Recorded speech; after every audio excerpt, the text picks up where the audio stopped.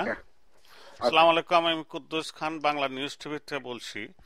গত শনিবার নজরুল সম্মেলন হয়ে গেল, সেই প্রসঙ্গে আমরা কিছু কথা বলবো। যারা নজরুল সম্মেলন অর্গানাইজ করেছেন তাদের ধন্যবাদ। আর তাদের মনে রাখতে হবে নজরুল সকলেরই কবি, তার কোনো অনুষ্ঠান হইলে সেই অনুষ্ঠানের সমালোচনা হতেই পারে। আর সমালোচনার কাজও তারা কিছু করেছেন। ওইখানে দিন স্ট্যালিন এসেছিলেন, তিনি মনে করেন রবীন্দ্রনাথকে নিয়ে বেশি মাতামাতি করা হচ্ছে, নজরুলকে নিয়ে না। নজরুল বাংলাদেশের কবি। তাকে আমি একটা প্রশ্ন করি, যদি উনি থেকে থাকেন, রবীন্দ্রনাথ বাংলাদেশের ভারতীয় কবি হলে নজরুল তো ভারতীয় কবি। যখন নজরুল কবিতা লেখেন 1942 সর্বশেষ কবিতা লেখেন, তখন বাংলাদেশের নামগন্ধ ছিল না।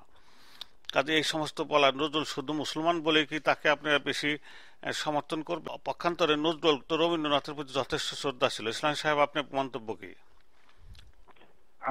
ধন্যবাদ জনাব কুদ্দুস খান আপনার এই সুচিন্তিত প্রশ্নের জন্য। আমি জানি আপনি একজন নজরুল প্রেমিক এবং দোয়েল রবীন্দ্র প্রেমিক আছে। তো রবীন্দ্রনাথ এবং নজরুল দুজনেই আমাদের শ্রদ্ধার কবি।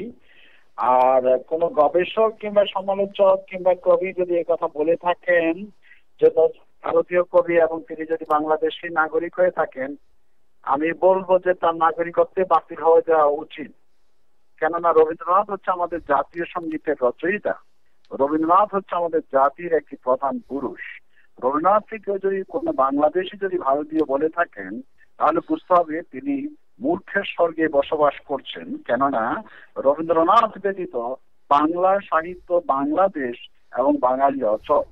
খোদ বঙ্গবন্ধু তার 10ই জানুয়ারির আবেগপূর্ণ ভাষণে তিনি বলেছিলেন, রবীন্দ্রনাথ আপনার বাঙালি আজ মানুষ হয়েছে। লক্ষ্য রাখতে হবে যে বঙ্গবন্ধু শব্দটি বলেছেন আপনার বাঙালি। এ কথার মধ্য দিয়ে আমাদের জাতির জনক বঙ্গবন্ধু সমস্ত বাঙালিকে রবীন্দ্রনাথের পদতলে স্থায়ী করেছেন। আর যদি কোনো ক্ষুদ্র সমালোচক এবং কোনো শিক্ষাবিদ কিংবা কোনো গবেষক কবি এ কথা বলে থাকেন যে রবীন্দ্রনাথকে নিয়ে বেশি মাতামাতি করা হয়, রবীন্দ্রনাথ ভারতীয় কবি, এটি মূর্খের স্বর্গে বসবাসকারী কোন লেখক এই ধরনের বাক্য উচ্চারণ করতে পারে। কোন সচেতন বুদ্ধিজীবী নাগরিক এ কথা উচ্চারণ করতে পারে না। কেননা রবীন্দ্রনাথ যতটা বাংলাদেশের, ঠিক ততটাই তিনি ভারতের। আর একটা প্রশ্ন, অপরদিকে কবি কাজী নজরুল ইসলামী রবীন্দ্রনাথের তিরোধানের পর তিনি বলেছিলেন, হে রবি আপনাকে ব্যতীত বাংলা অচল, বাংলা সাহিত্য অচল। বাংলা এবং বাংলা সাহিত্যের পিতা হিসাবে রবীন্দ্রনাথ চিরদিন আমাদের সকলের। আচ্ছা ইসমাইল সাহেব, আর একটা প্রশ্ন, সেটা হলো কি, নজরুল ইসলাম মুসলমানদের জন্য 600, মুসলিম জাগরণের জন্য 600 কবিতা লেগেছে, গ্রন্থ লেগেছে নজরুল ইসলাম, এবং ততাধিক লেগেছে হিন্দু ধর্মের উপরে। কাজে তাকে শুধু মুসলমান হিসাবে তাকে ধরলে এটা ভুল করা হবে। এই প্রসঙ্গে আপনি কি মনে করেন? উনি মুসলিম জাগরণের জন্য 600, তখন মুসলিমরা নজরুলের সময় বিশেষ করে তো সাহিত্য চর্চায় ছিল না, এবং আন্দোলনের কোনো আন্দোলনে তারা ছিল না। তারা সাংঘাতিকভাবে ব্রিটিশ বিরোধী এবং হিন্দু বিরোধী এটা নিয়ে বসে থাকতো। তাদের জাগরণ করার জন্য নজরুল 600 কবিতা লেগেছে। তো তাকে আবার রবীন্দ্রনাথ তো প্রচুর লেখালেখি করেছে। এই দুজনকে আলাদা করে একজন মূর্খের মতো, স্ট্যালিনকে আমি জানতাম শিক্ষিত লোক, রেজাউদ্দিন স্ট্যালিন, উনি নজরুল গবেষণাগারে ডেপুটি সেক্রেটারি, উনি মূর্খের মতো কথা বলেছেন কেন আমার বোধগম্য হয় না। বলেন আপনি। বলে থাকেন, শুধু তাই নয়, একজন লোক নজরুল গবেষক কিংবা নজরুল ইনস্টিটিউটে চাকরি করলেই যে তিনি যা কিছু তা বলতে পারেন তা নয়। কিন্তু রবীন্দ্রনাথকে যদি ভারতীয় কবি বলেন, আমি মনে করবো তার নাগরিকত্বই বাতিল হয়ে যাওয়া উচিত। না, ভারতীয় কবি তো বটেই। রবীন্দ্রনাথ ভারতীয় কবি হলে নজরুল তো ভারতীয় কবি। ওই সময় তো বাংলাদেশ ছিল ভারত না। বলতে আজকে 2012 সালে আপনি যখন ভারত বলছেন, তখন আপনি একটি ভিন্ন রাষ্ট্রের কথা আচ্ছা বলছেন। আচ্ছা, 2012 সালের ভারত। হ্যাঁ, আপনি যদি আগেকার ভারতের কথা বলেন সেই হিসাবে ঠিক আছে, আগের যে ভারত। কারণ নজরুলের সর্বশেষ লিখেছেন 1942 সাল পর্যন্ত, তার 43-এর বলতে পারেন, আর্লি 43 পর্যন্ত তার লেখালেখি। তারপরে উনি অসুস্থ হয়ে যান।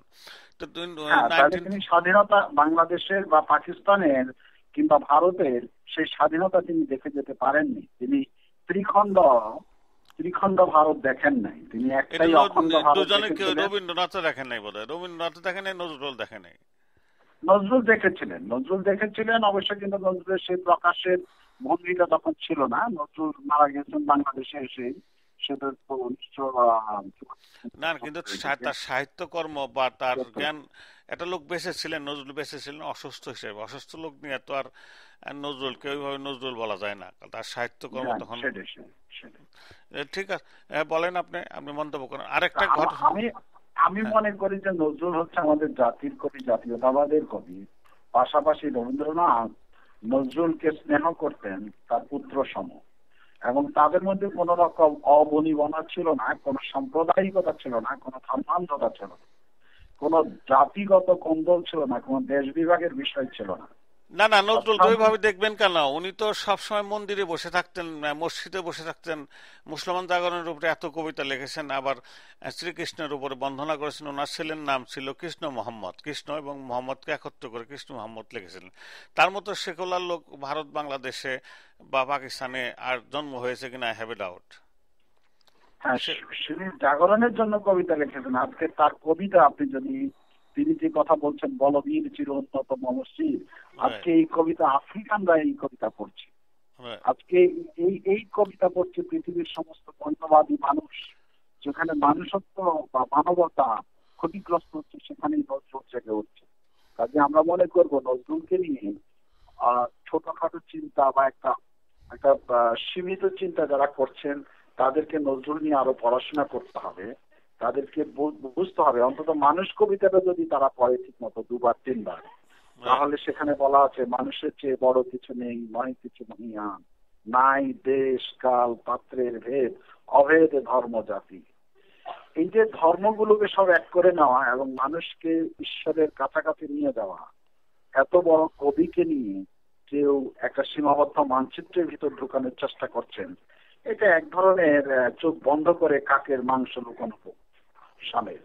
তা আমি মনে করব যারা এই ধরনের সীমিত আচরণ করছেন নজরুল, তারা পক্ষান্তরে নজরুলকে ক্ষতি করছে। কাজী মশরফুদ্দাকে এই প্রসঙ্গে ধন্যবাদ, উনি একটা ভিডিও দিয়েছেন, কিন্তু ভিডিওটা আমার কাছে হোম ভিডিও মনে হয়েছে। হোদা ভাই, আপনি বরাবরই হোম ভিডিও বানাচ্ছেন। আপনি সাংবাদিক হলে সাংবাদিকের মন্তব্য থাকতে হয় ভিডিওর পূর্বে, সেই মন্তব্য না দিয়ে আপনি কিছু লেখা দিয়েছেন, এটাও কিছুটা উন্নত হয়েছে। তো সাংবাদিক হোম ভিডিও করে না, সাংবাদিকরা সাধারণত একটা নিউজ ভিডিও করলে তার আগে কিছু নিউজ থাকে, নিজের বক্তব্য নিজের কণ্ঠে হোক অন্যের কণ্ঠে হোক, তারপরে ভিডিওটা থাকে। সবসময় ভিডিও এবং ছবি এটা হচ্ছে নিউজ বা সংবাদের সাপোর্ট, এটা প্রদান হতে পারে না। কথাগুলো আমার মনে হয় আপনি একটু বিবেচনা করে দেখবেন। আপনি শ্রদ্ধেয় লোক, জ্ঞানী লোক, কিন্তু আপনি বিবেচনা একটু করে দেখবেন, নাকি আপনি বোবা হয়ে গেছেন?